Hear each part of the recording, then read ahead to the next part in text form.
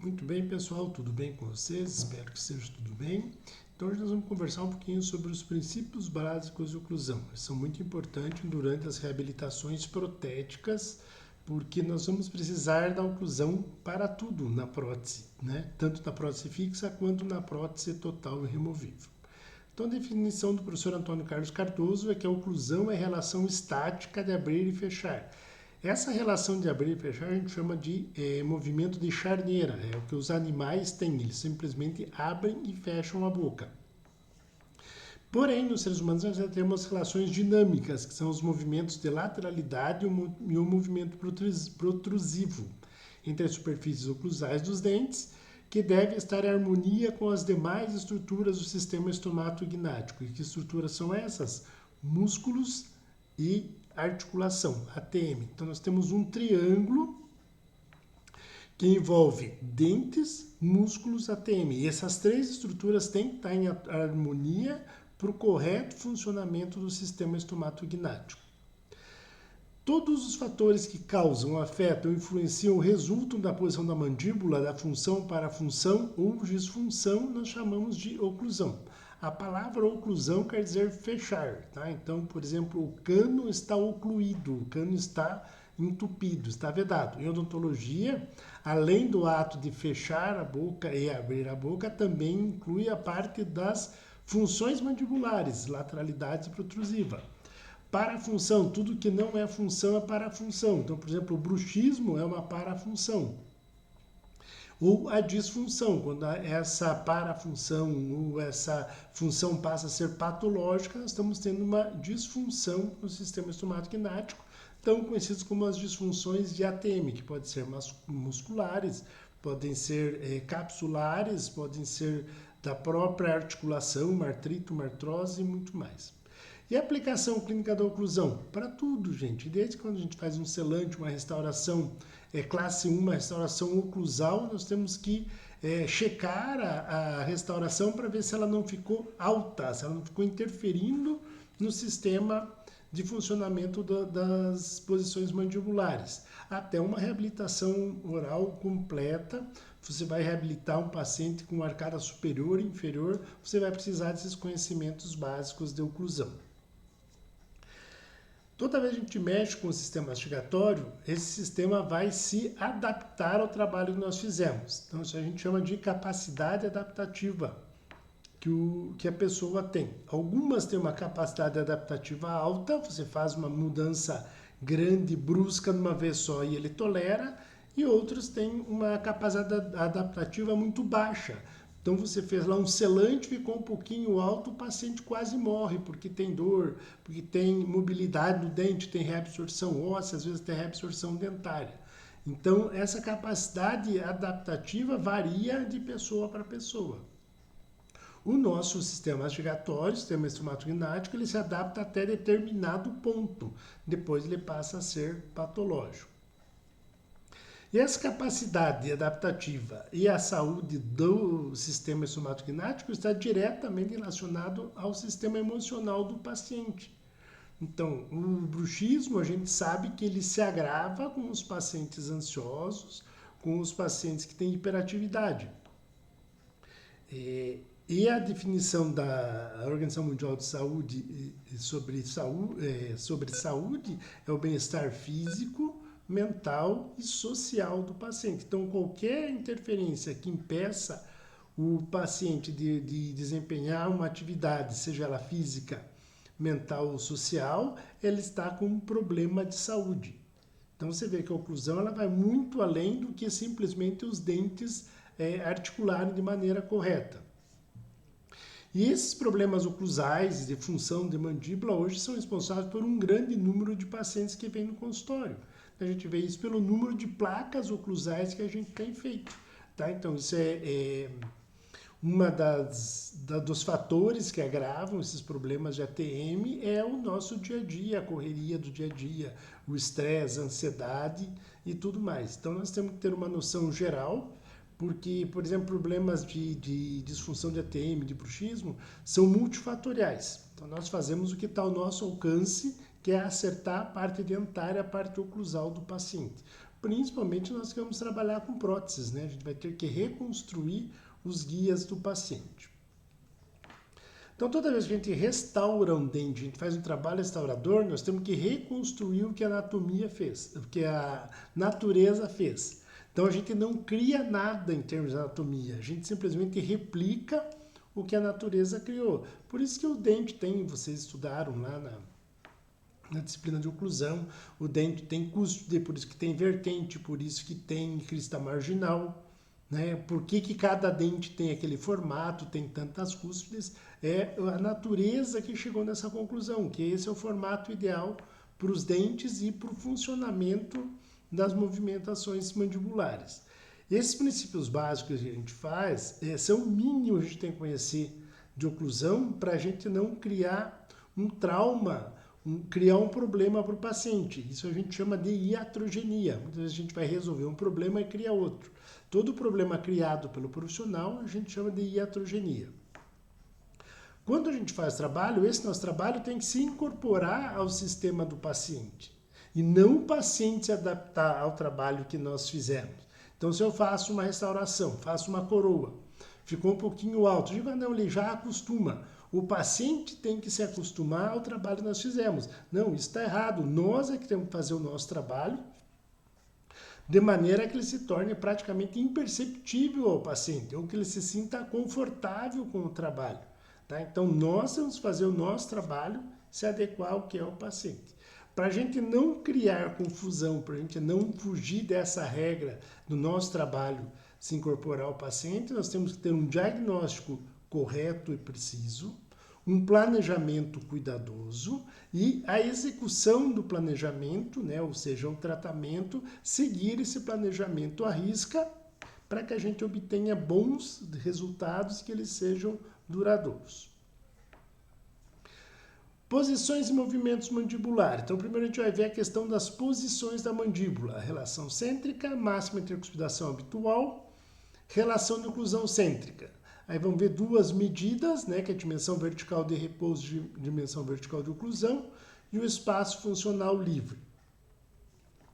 Depois nós vamos ver a parte dinâmica da mandíbula, que são os movimentos. Né? Então, é o guia anterior, ou a protrusiva, e as guias laterais, as lateralidades, que nós vamos ter o lado de trabalho e o lado de balanceio. Tudo isso a gente vai detalhar agora na sequência.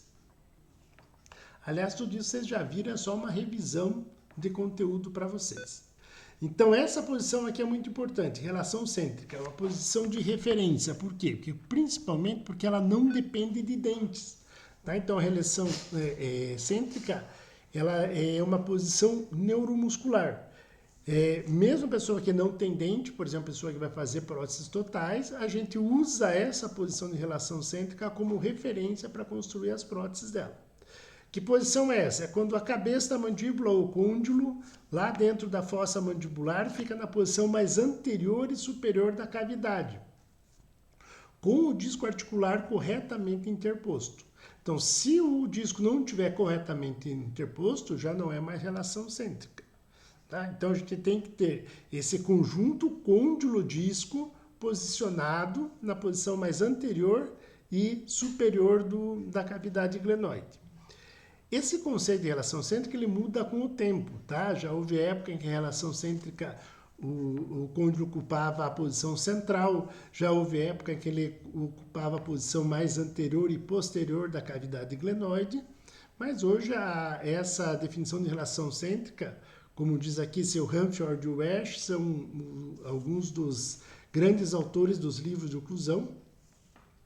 Então, ele nos diz que essa posição localizada pelo dentista é guiando o côndilo e o disco. Então, vocês sempre vão ouvir essas palavras juntos, o sistema côndilo-disco, contra a vertente posterior da eminência articular. Então, para o côndilo e o disco entrar em contato com a vertente posterior da eminência articular, o côndilo tem que estar na posição mais superior e anterior da cavidade glenoide, até que os côndilos estejam assentados numa posição aceitável, permitida pelos discos, não pelos ligamentos ou músculos do paciente. Então, o disco tem que estar corretamente interposto entre a cabeça da mandíbula e a cavidade glenoide, e a vertente posterior da eminência articular. Mesomo, Hélio Mesomo, no seu livro Reabilitação Oral Contemporânea, nos fala que a posição crânio-mandibular e côndilo disco estão firmemente alojados na posição mais anterior e superior da cavidade glenoide, fixados por ligamentos e músculos, praticamente imutável, fisiológica e reproduzível. Reproduzível, essa palavra é muito importante, por quê? Porque nós temos que usar a relação cêntrica, sempre achar ela na mesma posição. Então imagine lá o paciente que não tem dente, vai fazer duas dentaduras, uma superior e uma inferior. A gente busca a posição mandibular dele, faz as medidas, tira os ajustes, depois na próxima prova nós temos que achar exatamente a mesma posição. Tá? Então a gente busca essa posição independente de ter dentes ou não, principalmente quando a gente vai fazer reabilitações complexas, pegando vários dentes. E a definição do Oxon, no seu livro de disfunção de ATM e oclusão, ele fala que a posição articular ortopedicamente estável. O que quer dizer com isso? Que quando você posiciona o côndilo nessa porção mais anterior e superior da cavidade glenoide, contra a vertente posterior da eminência articular, você pode fazer força na musculatura, força na mandíbula, que a mandíbula aceita essa força. Por isso que ela é estável. Tá? Então ela não chega a causar colapso muscular quando ela está nessa posição. Então o Oxon nos diz assim, que é a relação maxilomandibular na qual os discos estão corretamente posicionados sobre os côndilos. E esse conjunto, o condilo-disco, se encontra apoiado na vertente posterior da eminência articular. Essa posição independe dos dentes, é uma posição musculoesqueletal. Então, vocês veem, nós temos aqui 3 autores falando exatamente a mesma coisa. Então, relação cêntrica, gente, se vocês forem estudar, tem muito conceito diferente. Toda a coisa que tem muitos conceitos, muita dissonância, é que ela não há consenso. Então, entre alguns autores há consenso. Então, hoje a gente usa esse conceito de relação cêntrica. Embora já tenha uma vertente da odontologia que está dizendo que relação cêntrica hoje é a posição mais confortável do paciente, independente de onde vai estar o disco articular, onde vai estar o côndilo. Quem sabe isso muda com o passar do tempo. Então, a gente vê aqui, nessa figura do livro do Oxon, né? Então, o côndilo, o disco articular corretamente interposto entre a cabeça da mandíbula e a vertente posterior da eminência articular. Lembre-se lá da anatomia que a única porção vascularizada e inervada da ATM é a região retrodiscal, ou a região posterior.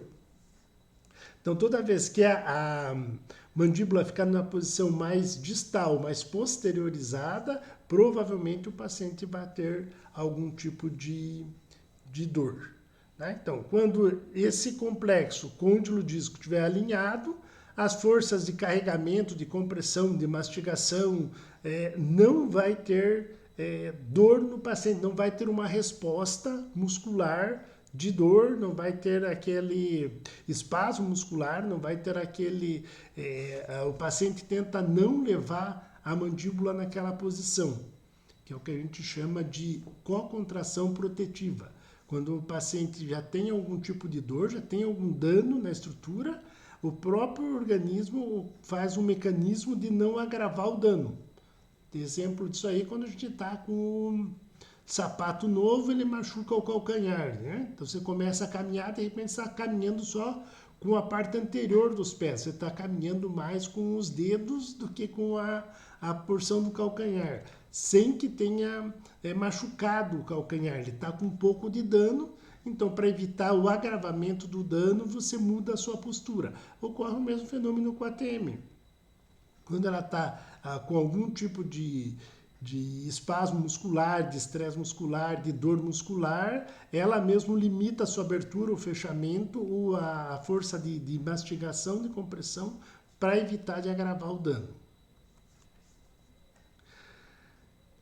Segundo o professor Cardoso, a posição que os côndilos ocupam tem um caráter secundário, não há nenhum método que possa confirmá-lo. Isso quer dizer o quê? Que para eu ter certeza que aquela posição que eu estou supondo que é relação cêntrica, que eu guio a mandíbula do meu paciente para levar lá, ela só seria confirmada se toda vez que eu levasse essa posição eu fizesse uma radiografia, uma tomografia, alguma coisa assim.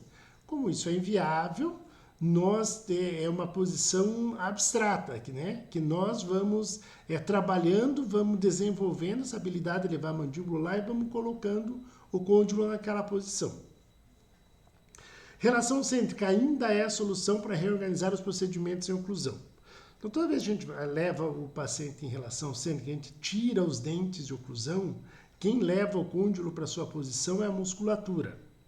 Então, a gente sempre, de alguma maneira, tira os dentes de posição, tira aquela posição programada, que nós já vamos chegar de máxima intercuspidação, para deixar que a musculatura trabalhe sem alguma interferência.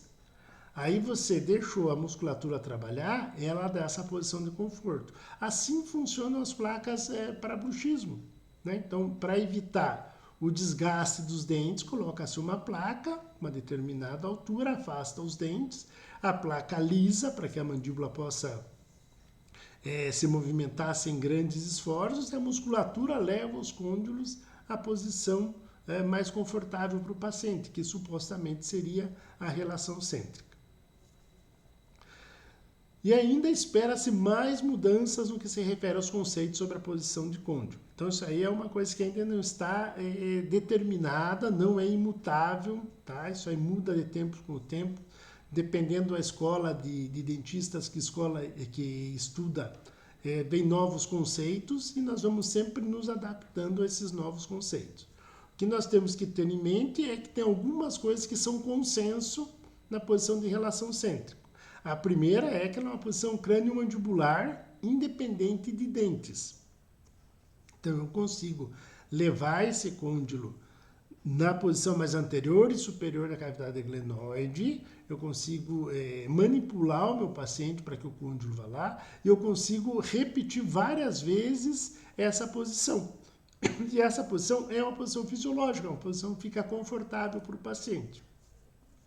Levei naquela posição, ela é praticamente imutável, ela não muda mais. Por isso que eu faço as minhas reabilitações orais com próteses fixas, com próteses removíveis ou com prótese total, nessa posição como referência. E é uma posição super importante para você fazer avaliação, para você fazer diagnóstico, para você tratar problemas oclusais. Então, chegou o paciente, vai fazer uma reabilitação, vamos reabilitar ele com prótese. Vamos usar aí, por exemplo, uma arcada inteira, vamos reabilitar toda a arcada superior, eu tenho que montar no articulador em relação cêntrica, os meus modelos. Então, não posso usar outra posição de referência, porque como eu vou fazer uma prótese extensa, uma prótese que vai tirar a estabilidade oclusal, eu tenho que ter um ponto que independa dos dentes para me dar essa reprodução da mesma posição.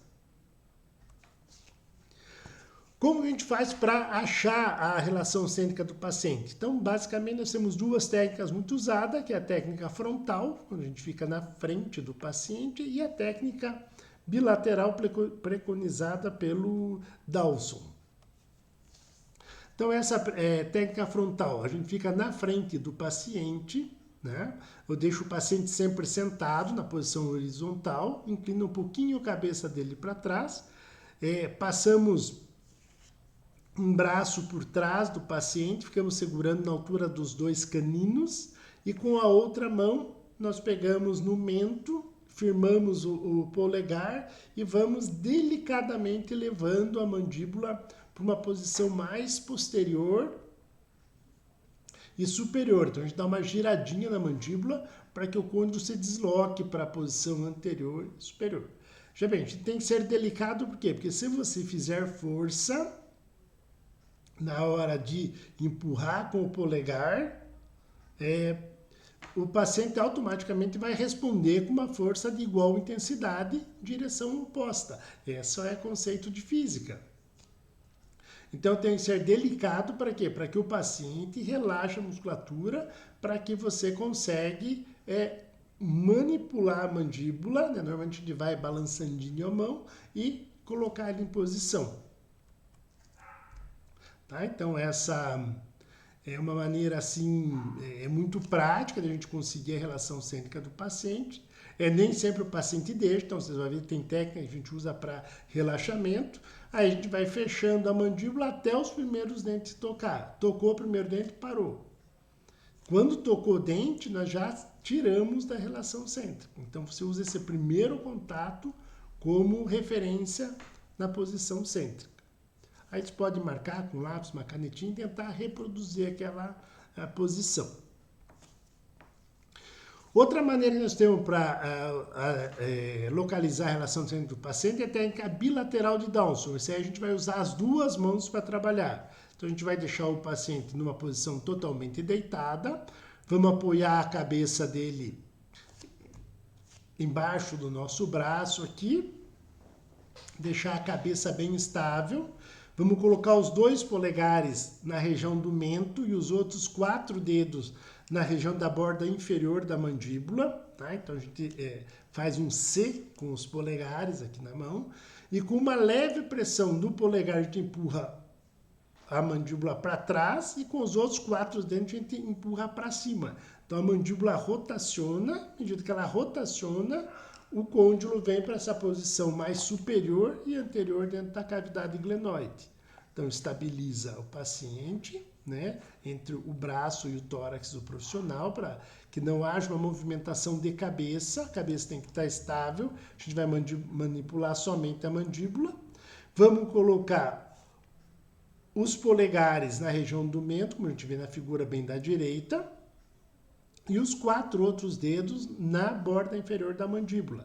Importante que eles estejam posicionados na borda inferior, tá? Então vocês apalpem bem ali para tocar na borda inferior. Aí com os polegares a gente faz a força para baixo e com os outros 4 dedos a gente faz a força para cima. Fazendo esse movimento, ocorre esse eixo de rotação da mandíbula e o côndilo vem para a posição mais anterior e superior dentro da cavidade glenoide. É fácil? Não, não é fácil, gente. A gente vai precisar de treino. À medida que a gente vai treinando, a gente vai adquirindo habilidade e a gente consegue perceber quando o côndilo encaixa lá na cavidade glenoide, lá na porção mais anterior e superior. Então isso aí é um trabalho de treino, de experiência. No começo é difícil, a gente não consegue às vezes fazer com que o paciente relaxe a musculatura, né? A gente acaba fazendo muita força, o paciente responde na mesma medida com a força, e a gente vai treinando e vai conseguindo fazer. E tem paciente que não vai, paciente que a musculatura não relaxa. Então, para esse paciente, nós vamos usar os desprogramadores oclusais, que a gente vai tirar o contato de oclusão, vamos deixar o paciente por alguns minutos sem encostar dente, vai pegar só nesse desprogramador, e sem tocar dente, a gente vai fazer essa movimentação de posicionar em relação cêntrica. Se houver contato dentário, aí esqueça, perdemos a desprogramação, vamos ter que desprogramar de novo. Por que isso? Porque nós temos um reflexo muscular que a gente chama de engrama muscular. Toda vez o paciente vai para aquela exata posição dos dentes, que a gente chama de máxima intercrustação habitual. Então, tocou o dente, ele escorrega, o cérebro vai levar para aquela posição. Então, nós vamos colocar esse dispositivo, deixa os dentes sem toque, para que isso? Para a gente desmemorizar o nosso cérebro. Vamos enganar o nosso cérebro, nós vamos tirar os dentes de posição, vamos deixar alguns minutos sem contato, e daí a gente vai conseguir levar a mandíbula nessa posição que nós queremos, na posição de relação cêntrica. Quais são os desprogramadores mais usados? Os jigs, que a gente faz em acrílico,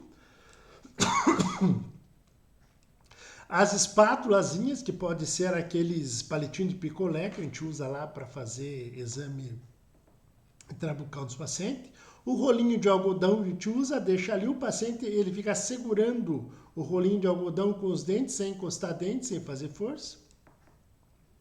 Existem placas de proteção, tipo os front plateau, os guias anterior de acrílico, muito parecido com o jig de lute. O jig de lute ele só pega os incisivos centrais. O front plateau já pega de canino a canino. E as tiras calibradoras de Long, ou leaf gouge, São umas tiras transparentes, elas são numeradas de 0,1.01 milímetro.